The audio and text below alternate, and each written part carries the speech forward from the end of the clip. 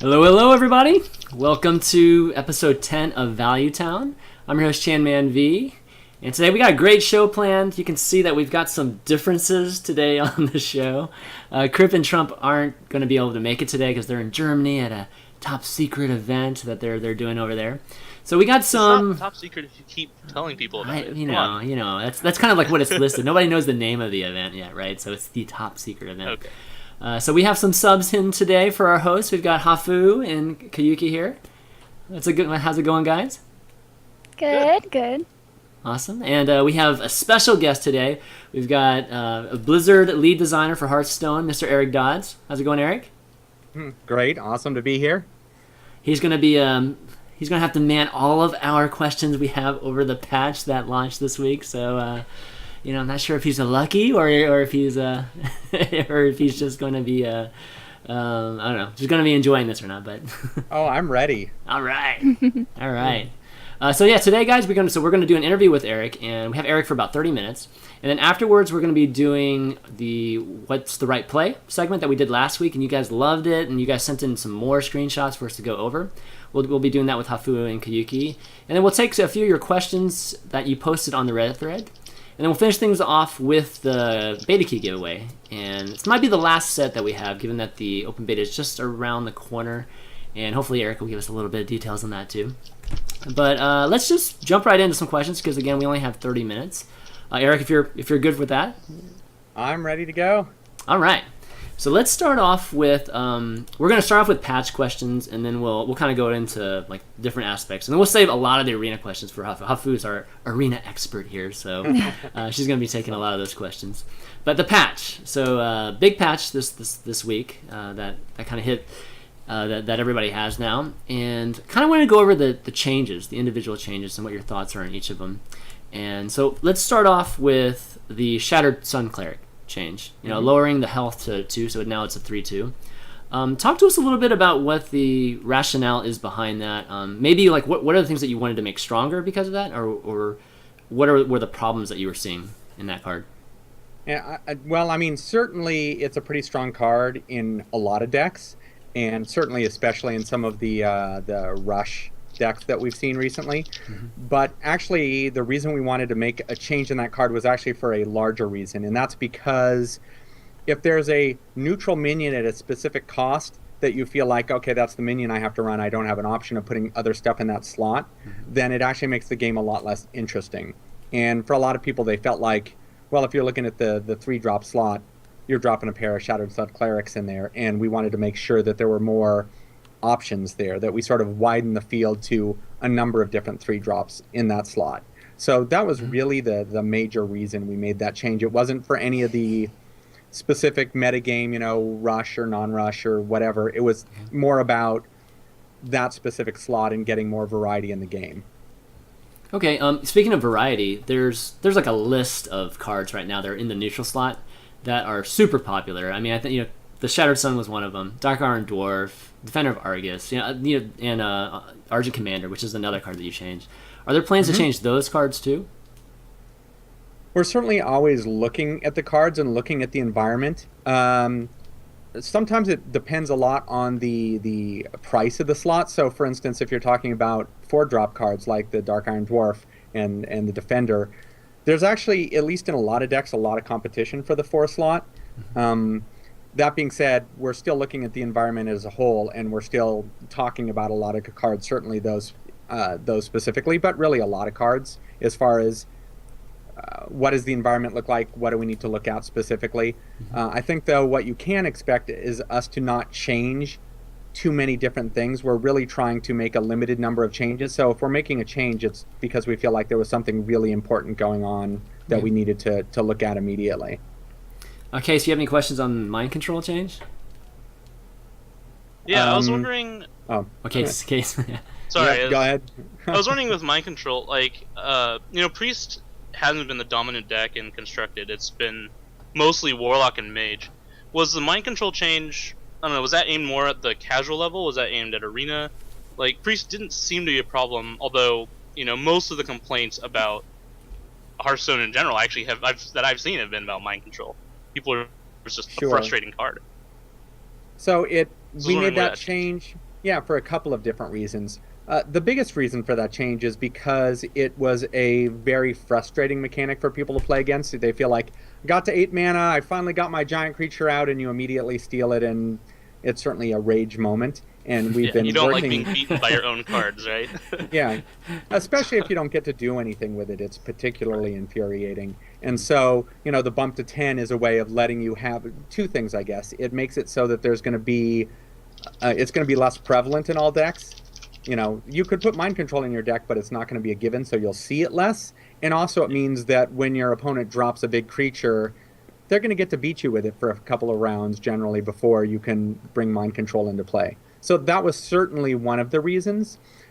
The second reason was that when we are talking about balance, we are talking about both at the high end, at the what was 3-star master, which will soon be, the legend rank.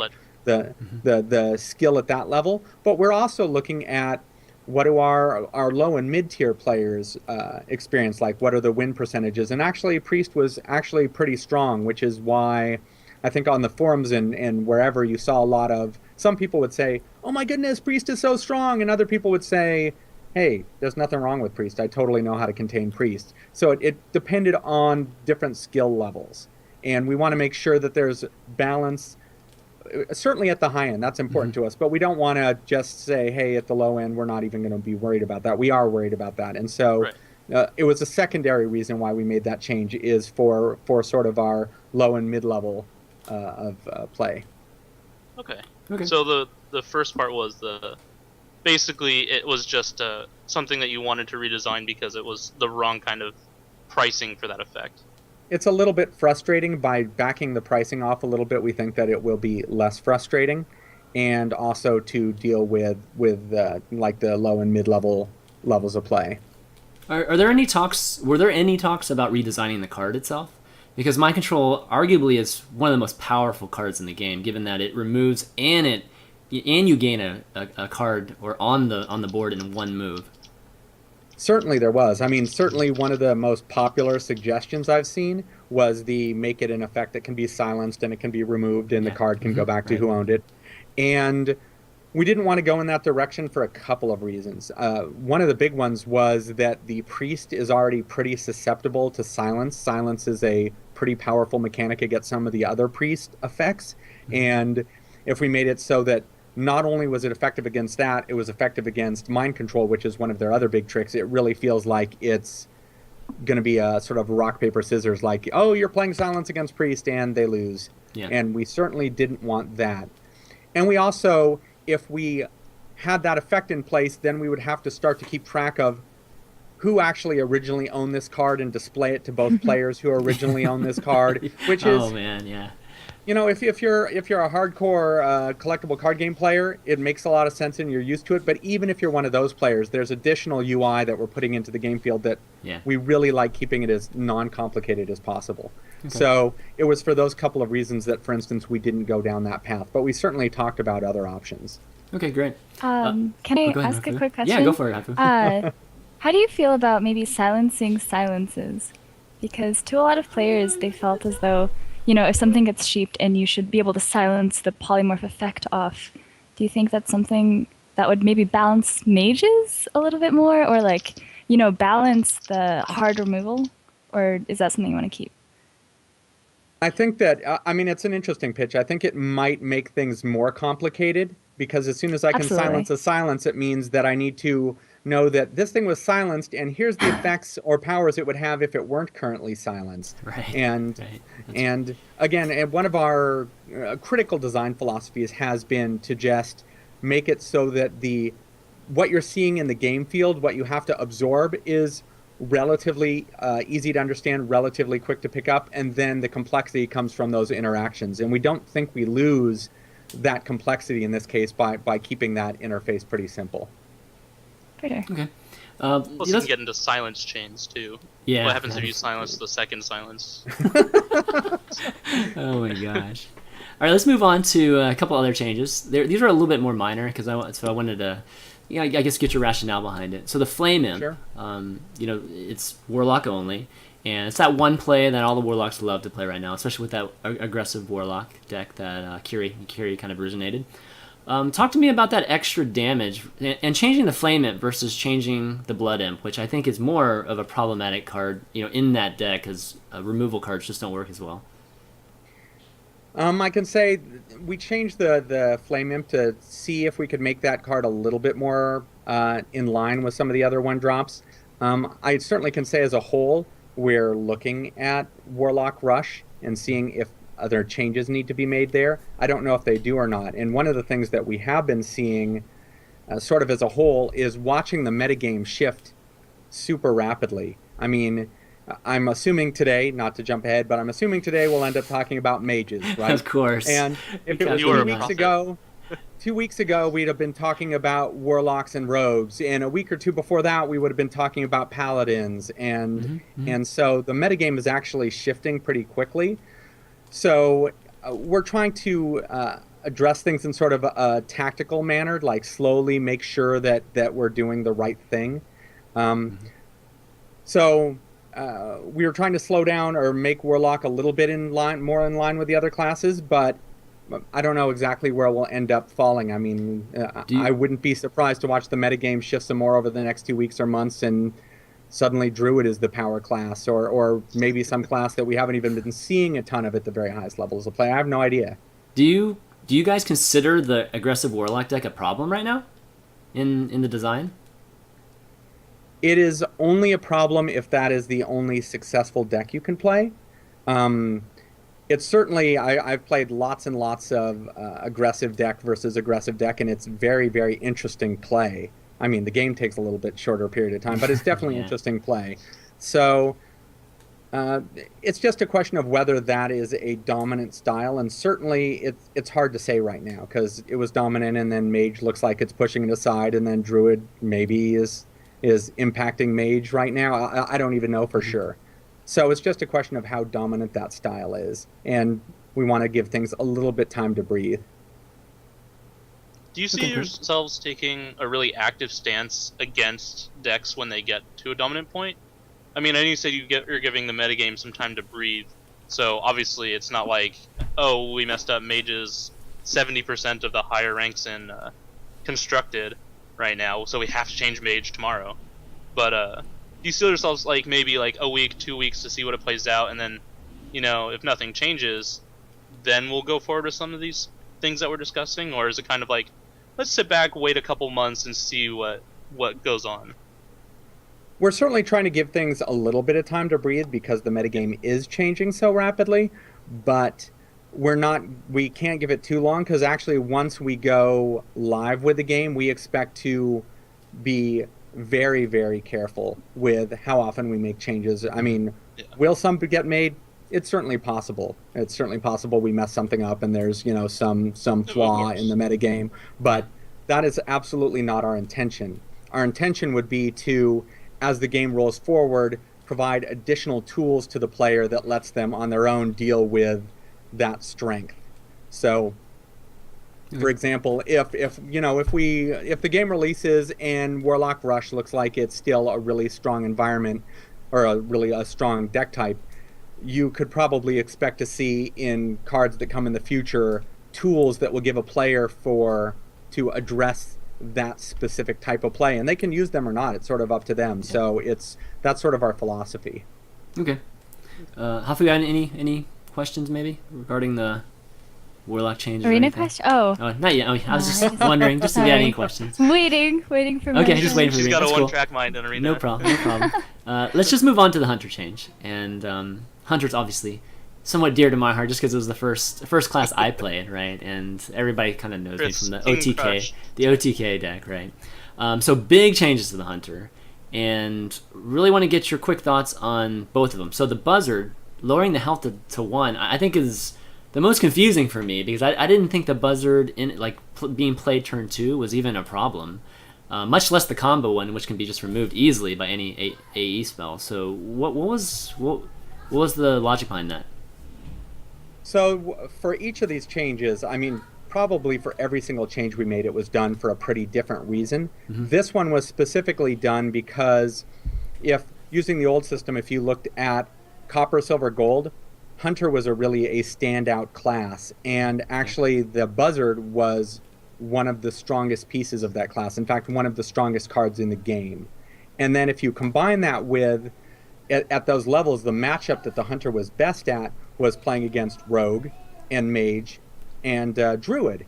Those were the hunter's best matchups, which changing the buzzard to 1 health is going to make it significantly worse in those matchups because you can just take it out for free, especially as a 2-drop.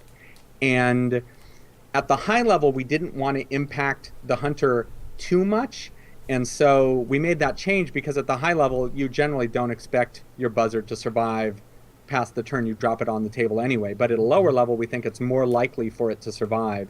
So that was our way of attempting to target sort of the low mid-level game where the buzzard might be a turn 2 drop, and if the opponent doesn't know I need to take care of this right now or doesn't have the tools to take care of it, it could end up in a landslide. So it will affect that level play and not so much the high level play, or that's our hope. I mean, we'll see how it plays out, but that was our thinking when we made that change. Okay, go ahead, Hafu. I think that nerf actually affects arenas a lot too, because now buzzard is even worse, and hunter is, in my opinion, the worst arena class because it requires so many. Like, you have a couple sets, right? You have your beasts or you have your traps and your weapons, and you can't know that you'll get all the cards that you want. And now it's like, I'm a lot more hesitant to take buzzard because I might not get a beast to make it worth it, and it will be a really, really, really bad turn 2 drop. So, I don't know, it's just... Yeah, it's a... something to think I mean, about. we could probably go into a whole show about just the design of hunter, but briefly, Eric, like, what do you think of the design of hunter? Just being so beast-centric. The strength of the class is, or the power of the class cards, outside of removal, are very beast-centric, which is only one category of cards in neutral cards, where the other classes have powers that are universal to any kind of neutral card. So, I mean, is that an issue with hunter right now, in your opinion, as a designer? When we're designing the game, it's actually pretty important to us that each of the classes has a different feel to it. And so it does make hunter feel pretty different to be oriented around beast, which is a neutral minion that you can look at these neutral minions that are in the base deck in an entirely different way. You know, somebody else will say, oh yeah, I would never play that. And a hunter will say, I'm interested in playing that. So I think that it mostly falls into the category of us wanting each of the classes to feel different. And I think that the hunter does feel pretty different, and I think that it can be pretty effective. I mean, certainly, does it currently have strength in arena? I don't know. I'd actually have to look at the numbers right now to see that, but it's certainly the kind of thing we're paying attention to. It's just as a whole, the difficulty with balancing cards that have to be balanced for, you know, expert play and kind of mid-level play and low-level play and arena play and all the different levels of play. So I think we're pretty happy with the hunter. I think that there's some mechanics that we'll probably be playing with more in hunter in the future. But for the shipping set, it feels like it hangs together pretty well. And I'm sure in the future we'll be doing some more interesting things, although I'm not exactly sure what those are yet, but they'll be awesome. Okay, yeah. Talking about that last change with the Unleash the Hounds, I know the kind of logic behind changing it, which was that the one-turn kill was very unfun for a lot of folks, particularly the casual players. And the only issue, and the new change is pretty, it's pretty interesting. Lots of kind of neat combos, but it's very, very situational now. Where the old one was something you could just play almost any turn, given that it was really cheap, and you could always just have beast comboing with it. Given that it's 4 mana now, and a lot of times when you're ahead or even, you'll never play it. Was this taken into account? When you added this card, because the old Unleash the Hounds was probably the only thing that made it relevant into high levels, like the hunter class itself. So certainly we don't want there to be one card that it's like, oh, well, you would play this class for this one card. So we certainly, regardless of what other changes we would make, would not want it to go, oh, you play hunter for Unleash the Hounds. And actually, you sort of hit on the head one of the reasons why we made this change, and like it, at least philosophically. Again, we'll see how it plays out. You never really know how something's going to play out until it gets out there. But philosophically, it used to be either I'm in a good position, I'm going to win, or I'm going to lay down my hand and win. And it became a card, or at least the philosophical intent of the card, we'll see how it plays out, is for it to be a card that says, I'm actually not in a good position. and I want to recover from being not in a good position. So, you drop a wolf and drop those guys and maybe can clear the enemy board, whereas the hunter actually had some weakness in the area of effect department. It now has now when you're playing against a hunter, you got to think, well, maybe he has that card in their hand, maybe I shouldn't fill the board, whereas certainly right now when you're playing against a mage, you're not going to fill the board because you'll expect that Blizzard or Flame Strike. So it's a potential threat that's always sitting in the hunter's hand, and it's a card that should let them come back when their position is not as strong as it could be. How exactly it plays out, again, I don't know for sure. I mean... Okay. All right, let's move on. Case, do you have any questions about Mage, like in the current metagame? I'm sure you've got some. Well, I'm just kind of wondering, I guess just a general question would be, what cards are you kind of looking at Mage? Because obviously you know, at least to some degree, that Mage is very, very popular right now. Yes. I think I've played probably about maybe 100 constructed games in the last 2 days, and at least 60% of them are against Mage. In Arena there's too. got to be something. Yeah, in Arena too. Yep. Yeah, in Arena too. Mage is one of the strongest classes. It might be the strongest class right now. Obviously, it is people are probably just. It's Mage and Pally, number 1 and number 2. But yesterday I actually kept track, and in 33 games I played one guy playing Rogue, which I played 3 times, 15 Mages, and 10 Druids, actually. And the only other class I played against was Priest. So, I mean, what are your kind of thoughts? Obviously, you want to give the changes some time, but. What are your thoughts on that situation?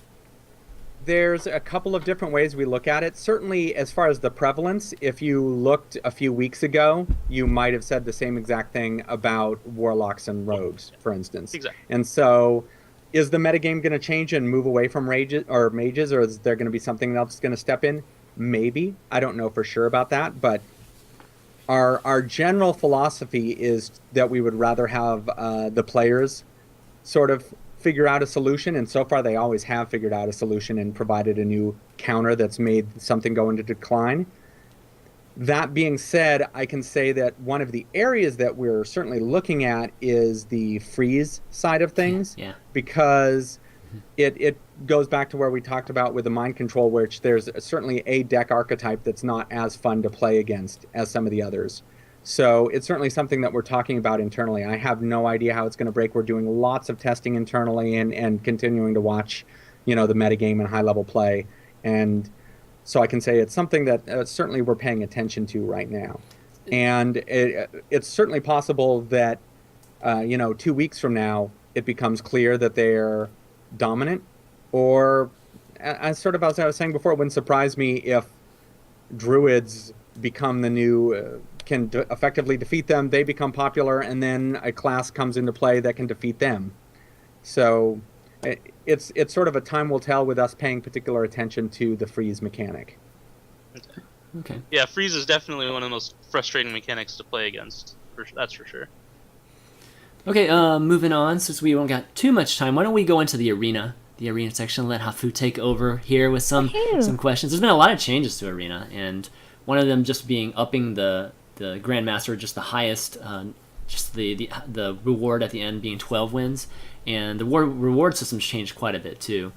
So I Hafu, love it. Yeah, Hafu, why don't you I love ask the him? change. It's awesome. I make way more gold now.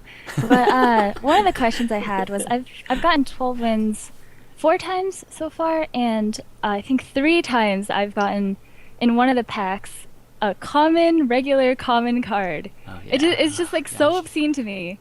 Like it'd be like a lot of gold, a Glyn rare, and then like Inner Fire. I don't know. It seems a little bit out of place. Do you have any thoughts on that? It's a little bit tough because the rewards are random and what you get in those packs are random, and so the value of what you're excited about is always going to be based on whatever the best thing you can get out of those, the boxes are. And so the better the possibilities in the boxes, the more you look at anything that isn't one of those things and go, I don't care. We also wanted to do it because we wanted to increase variety. I mean, certainly back in the old days where you were pretty much just saying, look, gold, dust, gold. It didn't have any joy to it, and so we're trying to mix up the rewards a little bit more. And a lot of it has to do with it's going to be a random reward. Sometimes you're going to be excited about it. Sometimes you're not going to be as excited about it. But in general, there will be good stuff and enough gold to keep you going if you're at those top levels of wins. Okay. Okay, so I understand. I just figured that maybe even a rare, like a guaranteed non-common for 12 wins, because like you get to 12 wins, like yes. Or And even a then- gold common. Even right, a gold even a card. gold common. I believe there are non-gold gold commons. common is like, There are Yeah, gold yeah, I'm commons talking in the mix. non-gold. Yeah, and we'll yes, certainly yes, talk okay. about the commons. I mean, we'll certainly look at those charts, and we're talking about it as it goes forward. But Sorry, it's a petty thing to touch on. sure. And I certainly can say it in maybe 12. Getting to 12 Well- isn't all that hard, since you just said you got to it 4 times recently. It's hard. Hafu is It's just hard. Hafu is just really, Yes, yes, I really just live good and at- sleep at- in arena. I really do. I so- play it obscene amounts. So, with that said, some of the balances about arena seem kind of off because we just recently nerfed Argent Commander, right? Arguably the best 6 rare, right? And then you see Fire Elemental, which I know it's a specific card, but like it's very similar, right? It's a 6/5 body, deal 3 damage. Argent Commander 4/2 body, deal 4 damage, right? I mean, it's a little bit different since it's an attack. But arguably, a Fire Ally is much better, yet it's a common. Do you think that's a problem? Is that something you guys will look at? So when we're looking at the power of cards, it's very important to us whether it's a neutral minion or a class-specific minion. And in the case of a class-specific minion, if it steps slightly outside the power level range of some of the other cards at that level, it actually feels like it's kind of okay because, okay, if you're playing against a shaman, you're pretty likely to see some fire elementals. But that's sort of the defining thing, and especially because it's a 6-drop, it's a high enough cost that I could certainly see you building an arena deck and getting, say, 5 or 6 of them, and having it not turn out so well if you didn't have the ability to deal with the lower level play, although actually maybe it would. It's hard to say. Anyway, a lot of our balancing depends a lot on whether it's class specific or neutral. And in the case of the Fire Elemental, it being class specific, it's certainly not something that we're looking at right now. Is it something that we will be looking at in the future? It's certainly possible. But I also think that certainly from what we're seeing and what you guys are saying, it's not like you're saying that the Shaman is an outlier, the super powerful class in Arena. So it's not, blowing that balance out. No, go ahead. No, absolutely. I think that it can be, actually. I think for Shaman, in my experience, it's how many Fire Lilies you have, how many Feral Spirits, and how much removal. And if you don't roll it, it's like one of the worst classes to play. It's like you feel hopeless. And then, because some of the cards, it's just so extreme, that class. And I speak so strongly of it because I love Shaman. I think it's a brilliant class. It's a reversal I class. love the totems. Yeah. But then you have like Totemic Might, probably the worst in the game. And then you have Fire Lily, probably the best minion in the game, best common minion. And it just feels a little frustrating for someone who loves Shaman. I'm excited when I see Shaman, like, yes, I get to play Shaman. And then I get no Fire Lilies and like 8 Totemic Might choices, and I'm just like, no. And it's a little bit heartbreaking for me. And also, moving away from that, though, do you have any changes for Hunters and Warriors? Because I feel like those are the 2 classes. I mean, I don't know about what your statistics say, but in my experience, I feel as though I would predict that Hunter and Warrior have the lowest win rates in Arena. We're certainly looking at all of the classes. I mean, whether it's in Arena or in normal play. And I certainly, the thing that we are trying to be very careful of is making any significant changes, because we've certainly in the alpha, we've been in an environment where it felt like, oh, hey, this specific class, in fact, Warrior specifically, was a class that was low on the totem pole, and we changed 1 or 2 things, and suddenly it was a powerhouse and no one could stop them. So the difference between a weak class and a strong class is often a very hair's breadth difference there. And are we talking about those classes? Absolutely, we're talking about those classes. But we're trying to make a very limited number of changes going forward, and we're just trying to make sure that we don't flip-flop and take a class, go, hey, it's too strong, it's too weak, it's too strong, it's too weak, and have it bounce back and forth. And it's very easy to do that, and it's even changing one number on one of their weapons or something like that would just make an enormous difference. So we're definitely talking about it, but there's definitely a lot of care that we have to handle it with. Okay. So Actually, we all have just kind of a random Go ahead, question Case. about Arena. I just wonder, do you guys track like the frequency with the frequency that a card is picked compared to when it comes up at all?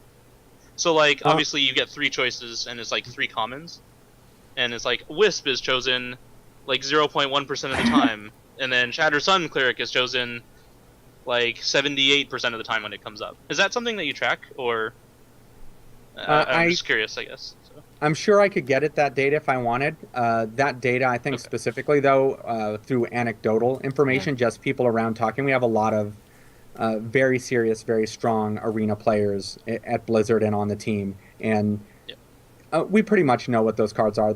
You're talking about the Fire Elemental, that's not a surprise. I know that you're going to pick that every time over Totemic Might, and there's a lot of cards like that, absolutely. So we pretty much know, but we get it through just talking to folk, and I probably could get access to that information if it became necessary. Okay, so we only I was got just time. wondering if that was something you tracked. So. Yeah, we've only got time for about 2 more questions, so let's try to get some good ones here. Okay, so one question I want to ask you is, what are the cards? I think there's been talk of a watch list. You guys have that are these cards that you're thinking about maybe changing and just need a little bit more data for. What are these cards that are on the watch list right now? We used to have one of those. I don't know if we have so much one right now. We're more watching at a higher level, sort of, and I already sort of gave you insight. I said, yeah, we're paying attention to freeze right now. Of course, we're paying attention to any of the high level decks right now, and certainly any of the cards that the community is talking about, we certainly are paying attention to it, but I wouldn't say they're necessarily on the watch list. I mean, certainly is the community talking a lot about Defender of Argus and the Dark Iron Dwarf? Absolutely. So it's certainly in the back of our minds, but we don't really have a watch list per se at this time. Again, it's mostly looking at sort of the metagame and seeing if it's settling anywhere, and especially worrying if it's settling on a game mechanic that actually isn't as much fun as some of the other game mechanics. Okay. And let's see. Last question. Actually, I'll let the co-host ask. Each of you guys got one last question for Eric here before he goes? I'm all set. I think we've exhausted most of them, yeah. Go ahead. All right, then I have one more. Since I have one more then. I have one after you. Okay, no, you go ahead. Go ahead, Hafu. You can go. Oh, okay. So I know we touched upon mages, but I guess a lot of people, the biggest complaint I've heard is about Pyroblast. And how do you feel about that specific card? I guess Pyroblast and Flame Strike Ice for Block. Arena players. Ice Block too. I think Ice Oh, Block. Ice Block. Okay. Yeah. So let's talk more about mage class. And Yeah, all of those cards. Again, the funny thing is that it doesn't take changing much in a card or in a class to take it from being a power class to being a not played very much class. And so while we definitely talk about those cards, specific, certainly the freeze, but we certainly talk about the end game pyro that sometimes happens. I guess I'm saying that where we look at those cards, we talk about them, but they're more taken as a whole rather than individuals, because if you take a card specifically outside of the context, at least within a specific class, it's very easy to go too far and or lose the flavor of that class. I mean, the flavor of the mage is, hey, I can do big direct damage, I can do big area effect damage to minions on the board. And certainly it was I think with that type of archetype you're talking about, the Ice Block I think has been an issue, because it kind of gives extra turns to a mage. And there are games where it's like turn 6, I know I'm going to beat you. Like there's nothing you can do. Like I know I'm going to beat you unless you have like a ton of heal. And because I have 2 Ice Blocks in my hand, I have 2 Pyros or a Pyro and a Fireball, that sort of combo, right? And there's only one card that counters an Ice Block right now, which is Flare. That happens to be a Hunter-specific card. So, that's other types of things like weapons and stuff. There's a neutral card. counterspell it. Yeah. Well, you can counterspell it too, sure. But I think that's I don't know, Case. That's kind of the issue, right, with Ice Block and Burn right now.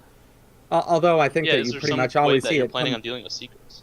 You certainly always see it combined with the freeze spells as well. Certainly, Yeah, Ice that Block too. on itself is not like I'd play Ice Block and it would solve the problems of me dying. Sure. It's combined with freeze. So that's sort of what I was talking about before, where it's all put together, and it's like, how does Ice Block combined with freeze work in the metagame?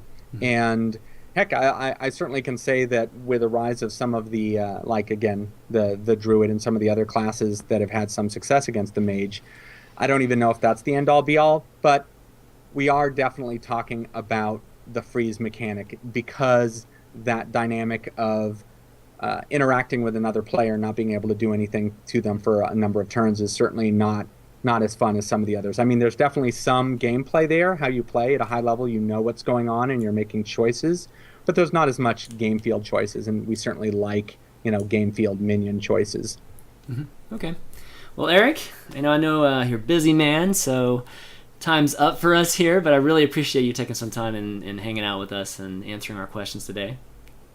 It's fantastic talking to you. I love talking about Hearthstone, so this is easy. Awesome. But guys, we're going to take a quick break, and we'll be back with Hafu and Koyuki to do the what's the best move segment that we did last week. But all right, we'll be right back.